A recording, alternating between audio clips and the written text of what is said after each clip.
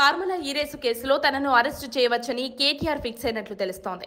ఇక గులాబీ పార్టీలోనూ ఇదే చర్చ జరుగుతోంది. తెలంగాణ హైకోర్టు క్వాష్ పిటిషన్ను కొట్టేసి ఈ కేసులో ప్రాథమిక ఆధారాలున్నాయని తేలడంతో దర్యాప్తు సంస్థలు కేటీఆర్ను విచారించే అవకాశం ఉందని తెలిపింది. ఈ విషయంలో కోర్టు తాము జోక్యం చేసుకోబోమని స్పష్టంగా తేల్చి చెప్పింది.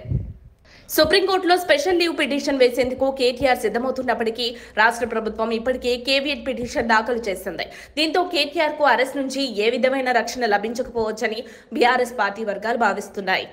ప్రస్తుతం ఆయన జైలుకు వెళ్లే పరిస్థితి అయితే తప్పదని అంచనా వేస్తున్నారు. ఈ పరిణామాల నేపథ్యంలో కేటీఆర్ చెల్లి కవిత బావ హరీష్ రావులతో సుదీర్ఘంగా చర్చించినట్లు తెలుస్తోంది. ఢిల్లీ లిక్కర్ కేసులో కవితను అరెస్ట్ చేసినప్పుడు ఆమెకు 6 నెలల పాటు బెయిల్ దొరకలేదని గుర్తు తెచ్చుకుంటున్నారు. ఇక కేటీఆర్ విషయంలో కూడా ఇదే జరుగుతుందని బీఆర్ఎస్ పార్టీ శ్రేణులు భావిస్తున్నారు. ఈ పరిస్థితిలో కేటీఆర్, కవిత, హరీష్ రావులను ఇద్దరినీ పిలిపించి ఇక నుంచి పార్టీ నిర్వహణ బాధ్యతలు మీరే చూసుకోవాలని వారికి అప్పగించినట్లు తెలుస్తోంది.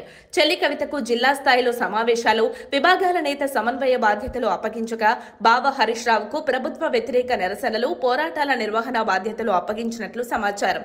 పార్టీ సంస్థాగత ఎన్నికలను తాత్కాలికంగా వాయిదా పడేలా చేసి ప్రజల్లో ప్రభుత్వ వ్యతిరేకత పెంచాలని బీఆర్ఎస్ పార్టీ నిర్ణయం తీసుకున్నట్లు తెలుస్తోందని హైకోర్టు తీర్పు అనంతరం కేటీఆర్ మీడియా సమావేశంలో రేవంత్ రెడ్డిపై తీవ్ర వ్యాఖ్యలు చేశారు.